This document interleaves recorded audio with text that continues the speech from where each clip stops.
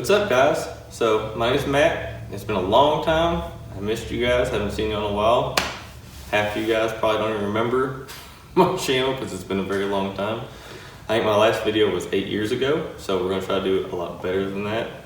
So this is the Camaro that started it all. This is my 1979 Z28. I've been working on this thing for, sadly, around 15 years. I got it in 2009. As you can see, it's still not done, which is disappointing, but life happens, and it happens to more people than people think. So, a little bit of backstory to kind of catch up from my last video. In 2016, I decided I was going to take the car apart. I'm not going to drive it anymore. I'm just going to get it ready. I'm going to paint it and then put it back together and enjoy it. Took the car apart, started working on things, and just with life and career changes and everything, I struggled to keep motivation and keep going. You know, they're not fun when they're just sitting here. It's, you know, you want to get out on the road and drive and enjoy it, and I wasn't able to do that. So the garage I started in was a 12 by 22. That was in one of my dad's pole barns, and it was a great starter garage, but it had moisture issues. You know, the floor would leak under the wall, and it would cause the car to sweat and have moisture issues, which later on down the road started causing me to have corrosion in places, and it made it really hard to get progress because I was always chasing and redoing things, trying to fix that. So fast forward a little bit. So I met my beautiful wife in 2017, and in 2018 we purchased our first house. So the house has a attached garage. It's a 50 by 35, and it's 9'4" ceilings, I believe. Really the only complaint I have with the garage is that the ceiling's a little bit taller. I could possibly squeeze in a lift and stack cars.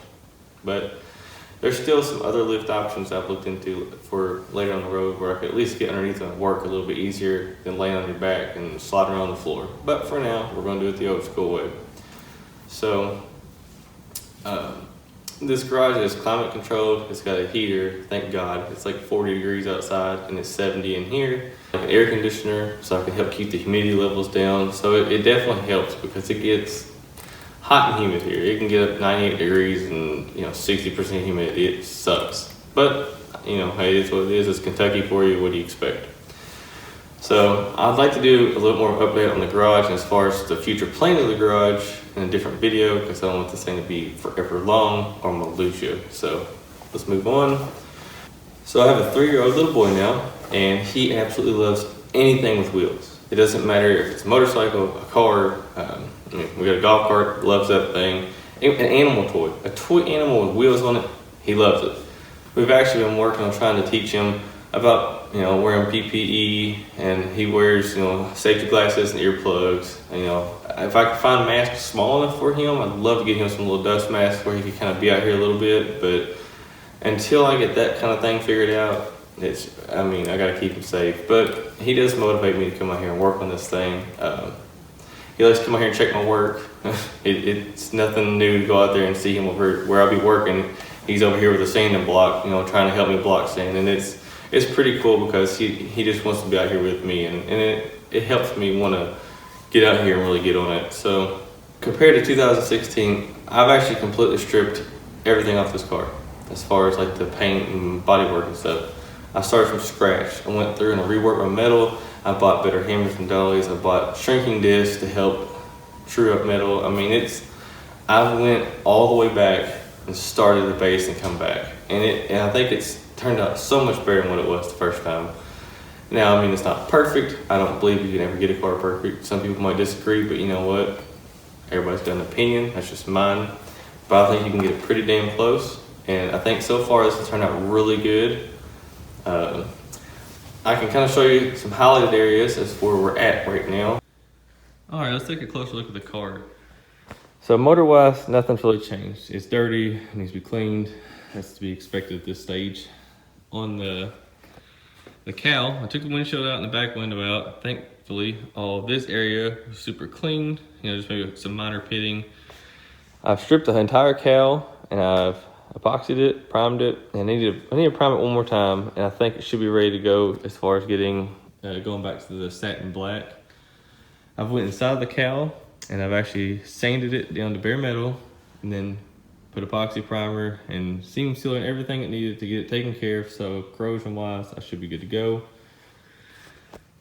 On the roof, I've been blocking the roof and part of the other quarter panel. The reason why it's shiny here is I had to cut through and I just did some epoxy primer just to kind of protect it. On the door, you know, this door, the body line had all kinds of pings and dings in it. I think it took me about 70 stud pins to help kind of lightly pull in some places just to kind of level out and smooth the metal out. I should have some pictures of that I'll kind of toss in here so you can see what I'm talking about. I mean, this door has actually turned out really nice. As far as the amount of filler it took me to get to this point versus what it was when I last did it, I mean, it's crazy how much less it is just from like reworking it and having a little more experience as I go. As you can see, I do have some blue. I have all my jams painted, the backside of both doors. The idea is that I'm gonna paint the car with the doors on it. That way I don't have to worry about dropping the door and tearing anything up. The biggest issue I had with this car so far has been that body line right there. So when I first got the car, it was all caved in and somebody backed into something, I don't know, years ago before I got it. So in my auto body class days, I fixed that and it looked good. And in my videos, you can see it looks fine. But the issue that it is that you couldn't really tell is this little body line right here. So when I did it last time, this area to get this shape back was so out that I lost this body line because the filler was too thick. So when I realized that and I went to redo it, I saved this for last because I did not want to mess with it. I dreaded it so bad.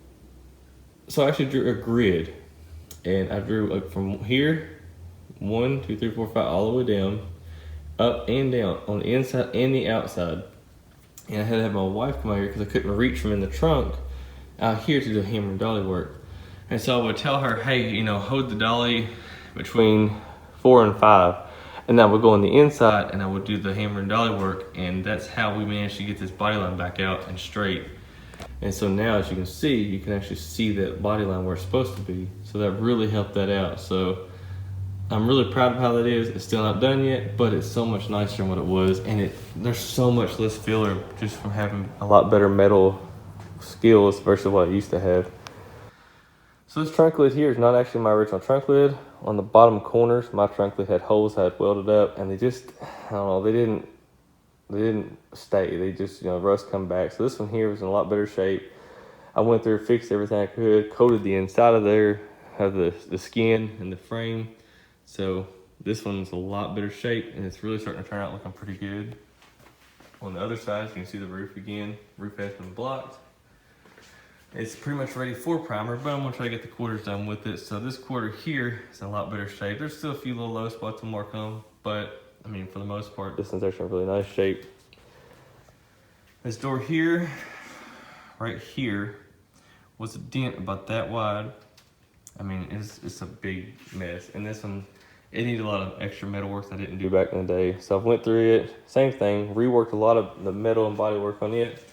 And I mean, it's turning out really nice. Now, of course, this is the first prime, and the line, you know, I gotta get the line trued up a little bit, but for the most part, I mean, it looks really nice. I think it's turned out great.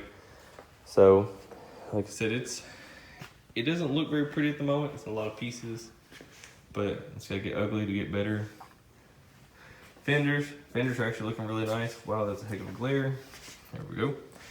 The only real issue on the fenders is on the top where people like to set their elbows when they work on them. I got a couple of low spots. I'm still working on both of those, but for the most part, I mean, they're really close. I'm gonna try to get the fenders back on it and do a really good block on them and then prime them.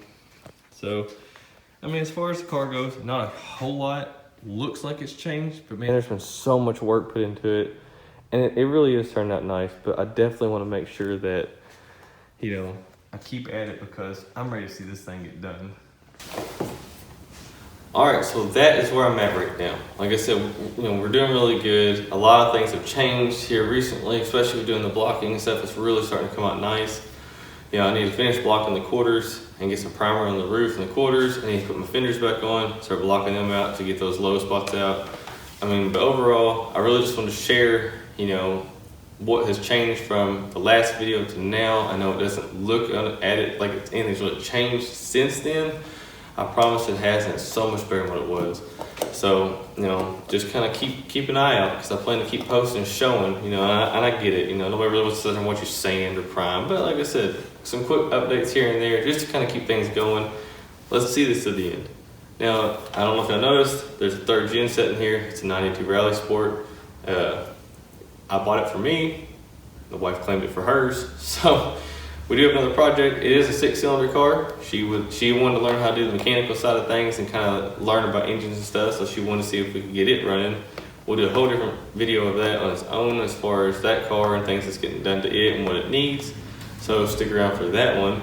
As far as shop plans go, I'd like to give you a better tour of the shop and show you more about it. Like I said, it does need work, but like I said, I love it. It's amazing, and you know, it was a blessing to even stumble across this, even for a first house. So, you know, I've been very happy with it too.